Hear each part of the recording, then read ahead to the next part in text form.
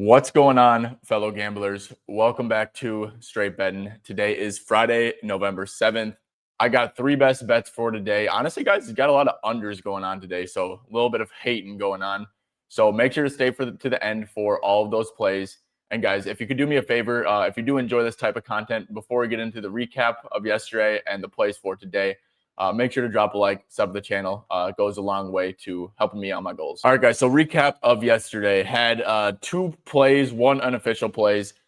The official plays went 2-0, and then I lost Beal over 3.5 first quarter points. Guys, honestly, the reads were pretty good. Booker did kind of get a little bit inefficient at the end, which was obviously good for us. But at the same time, he was seeing a ton of double teams and things to that extent. Jalen Green over 1.5 threes, guys, might have been the best bet I've made all year. I think he got up more than 10 threes, so that's for sure. Absolutely chucking them up. Made a lot of them too. And then, guys, Beal, the thing is, though, the Beal over first quarter points, was a great bet. I mean, the dude took, I think 5 or 6. I think it was 5 shots alone in the first quarter. He just didn't make them, right? But when you're betting on stuff, you're betting volume, and you're hoping to get the volume projections right, and I've got that right. So, but anyways, guys, really solid day, solid year continues. Okay, guys, today we're starting off with some hating. I'm going with Thompson to go under 16.5 points. So obviously, guys, you look at this chart. Yeah, it's been all nice and daisy and rosy for Thompson so far this year. But guys, honestly, I think this Spurs matchup is genuinely the worst possible matchup for him in the league, as long as Wemby is playing, which obviously he should tonight. So first of all, man, let's quick hover over this Spurs icon. Opponent points in the paint, you can see. So, I mean, there's a really damn good defense, right? Defensive rating, they are second. Points in the paint, they are fourth. But then if we scroll down here too, guys, Thompson transition. Thompson is extremely, extremely reliant at scoring in transition because, he's just athletic as shit. Obviously a beast in transition. Spurs are the best transition defense. So obviously Thompson also scores 27% of his points via cuts. Well, where do you cut? You cut to the basket. And who's at the basket on the Spurs? Someone who's 7'5" and going to be the best shot blocker of all time. So yeah, man. Isolation, they're even tough there. But yeah, guys, the big thing is that Thompson just dude, I don't know. He's not going to get wide open dunks and layups in this matchup. I don't think. He shouldn't get many of them at least. And if he's not getting that, man, I mean, that's how he scores. If he makes threes and goes over, who cares? We made a good bet. That's not Thompson's game whatsoever. Also, guys, let's just go to all time, man, because this is really important. So this game, Victor Wembanyama missed. Okay, Wemby missed this game. Thompson had a great game. But this is him prior to that. And obviously, guys, a lot of these are super low-minute games. And obviously, guys, he is a better player than he was, in his rookie year, his second year even. He obviously has a bigger role with Fred VanVleet. I'm not arguing that, man. But in 7 games versus the Spurs with Victor Wembanyama, Thompson is averaging 8.5 points per 36 minutes. Guys, that's not just 8.5 points and he's playing shit. That's per 36 minutes. So, look, man, I think that this is the worst matchup in the league for Thompson. Just the way he scores, they're good in transition defense. They obviously have Wemby at the rim. It's dude, he's going to have to just make a ton of tough and skillful shots to go over this line because he's not going to be getting these easy ass dunks and layups against this team. So, yeah, man, really a big fan of Thompson under 16.5 points. Think it's literally the perfect matchup to fade him in. All right, guys, we are going with an over for the second one on a pretty controversial player in the moment.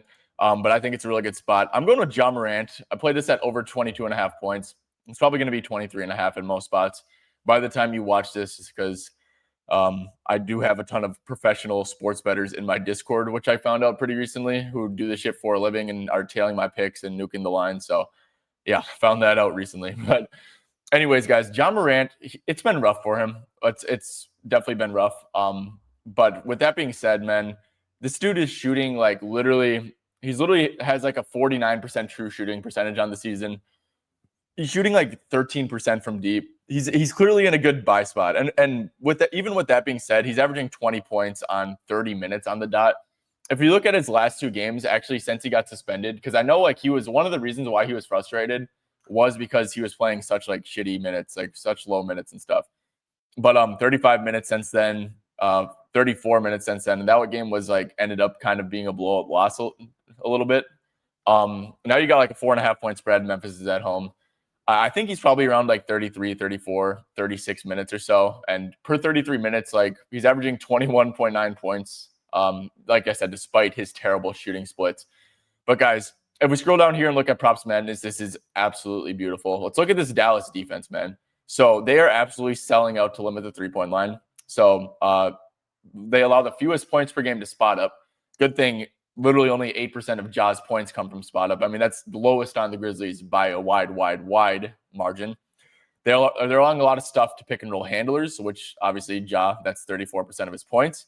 But more importantly, guys, look at this green old paint here on Props Madness. Look at this beautiful green paint. So if we hover over this too, we can see points in the paint, dead last, 30th. Dallas is allowing the most points in the paint. They don't allow stuff to spot up shooters. They do allow shots to, high usage ball handlers and things to that extent. I mean, guys, you can't ask for a better matchup than this, in my opinion, for Ja Morant. And guys, we're getting hit coming off of, like I said, we're treating this like a market. Ja Morant, in my opinion, is still like a 25 points per game scorer, I think. And this is just a beautiful matchup, man. So I'm a big fan of this. I mean, if we go like last year and do Ja Morant, we can do like even just like a minute filter, right? Let's go like 30 to 36 minutes. Last year, it was, I guess he averaged 24.7 last year. But guys, remember Isolo. Isolo took over last year, and then they actually started like running pick and rolls and stuff, and he had a really good end of the year stretch, which is kind of weird because they're clearly like beefing right now. But yeah, opponent points in the paint, we could even filter this. Let's go like bottom half of the league, points in the paint. 6 out of 10, 24 points per game. With these filters, yeah, guys, I think it's going to be I think that this is like literally a perfect spot for Ja Morant. So I am totally fine playing like a 23.5. Love that we are buying low, him coming off some really poor games. I think he's still a pretty good player, man. This shooting is going to, go back to league out to average levels for him at some point, man. He's not going to shoot 13% from deep all year. And this is just a great get right spot for Ja Morant. So love this one right here. All right, third and final play, guys. And this is probably my favorite damn play of the day, to be honest. I'm going with Cade Cunningham under 33.5 points and rebounds. Under 27.5 points is totally fine as well. Guys, I mean, look at this. Props Madness makes this shit so damn easy. Like, I'm telling you guys, like, this is like the best damn tool in the world for betting NBA. I would not... It makes your life so damn easy. So like 24-25 head-to-head. The Nets are doing the exact same shit as last year. Still under Jordy Fernandez. Still allowing the fewest points per game to pick and roll handler. I mean, guys, Cade Cunningham had 19 points, 13 points, and 15 points. I guess PR, like 25, 18, 22. Like, there really isn't much to be said, man. This is just Cade Cunningham. If we scroll down here on Props Madness, guys, by the way, with Props Madness, use my code SB25 if you want to get 25% off your first month.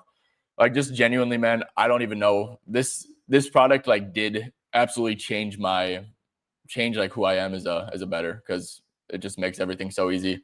I had no clue what the hell I was doing. I was literally like a complete idiot, just like literally coin flipping before I got this shit. So if you guys are trying to, be serious about this and level up your prop betting, seriously give Props Madness a look. But anyways, guys, like I said, Cade is so damn reliant at scoring through the pick and roll. 10.5 points per game last year, 36% of his points. This year, it's even higher. 41% of his points are come through the pick and roll. Super reliant, and the Nets literally blitz the pick and roll like every single rep. It's ridiculous. Fewest points per game to the pick and roll handler last year. Fewest points per game to the pick and roll handler this year. Where they are bad, they funnel everything in like transition and to spot up, obviously, because of how they blitz the pick and roll. But guys, Cade Cunningham, that's like 22% of his points. That's really nothing at all. Like, you could look at a guy like, let's look at like Duncan Robinson and see how many spot up in transition is like 70%, is literally 70% of his points. Karis LeVert, like 60 something. So yeah, this is a brutal matchup for Cade Cunningham, man. It's a very sell high number as well, in my opinion. Blowout's always live when you're playing a shitty team like the Nets. And yeah, man, I just think that this line is ridiculously high. It's not a good matchup whatsoever, despite the Nets being really bad at defense. But yeah, everything under Cade is good, in my opinion here. Just don't add assists in there, because he, I could definitely see like a 13 assist game if he's on the high end of variance tonight. So yeah, Cade Cunningham under 33.5 PR. That's honestly my play of the day. I love it. And guys, make sure to check out Props Madness. Like I said, guys, this is the best tool by far. It's the only paid tool I use. And yeah, it's a absolute must have if you are even a slim bit serious about trying to level up your prop betting game. All right, guys. Well, that is going to do it. I appreciate everyone for tuning in. And if you haven't already, make sure to hit that like button, sub to the channel on your way out. Really like this slate, man. Of course, guys, I will be live also at 6:30 p.m. Eastern time. I mean, it's a beautiful slate, man. I'm sure I'll find a couple additional added plays as well on that stream. So, guys, make sure you guys are tapped in, set your calendars, and maybe even turn on notifications for my YouTube channel. That would be cool. Anyways, guys, love you guys. Appreciate every single one of you, and I'll catch you guys later tonight.